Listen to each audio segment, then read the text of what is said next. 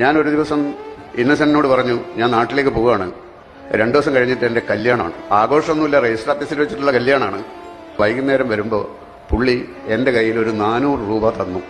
ഞാൻ ചോദിച്ചു, നിങ്ങളുടെ കയ്യിൽ പൈസയൊന്നുമില്ലല്ലോ, ഇത് എവിടുന്ന് ഈ 400 രൂപ കിട്ടി? അപ്പോൾ പുള്ളി പറഞ്ഞു, ആലീസിൻ്റെ വള.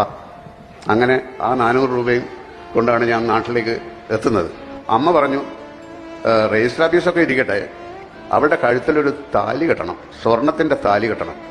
ഞാൻ പറഞ്ഞു, സ്വർണത്തിന്റെ താലി കെട്ടാൻ എൻ്റെ കയ്യിൽ പൈസയൊന്നുമില്ല, നടക്കില്ല, അതില്ലാതെ പറ്റില്ല എന്ന് പറഞ്ഞിട്ട് അമ്മ ഒരുപാട് വാശി പിടിച്ചു. അങ്ങനെ ഞാനിങ്ങനെ ആലോചിച്ച് നോക്കി. അപ്പോൾ നേരെ മമ്മൂട്ടിയുടെ അടുത്ത് പോയി. രാത്രിയാണ്.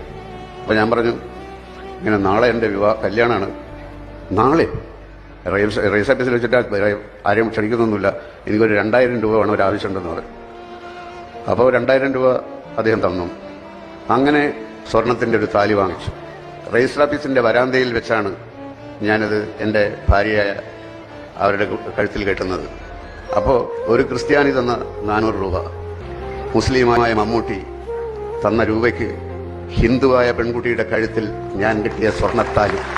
എന്ത് മതം, ആരുടെ മതം, എവിടെയുള്ള മതം?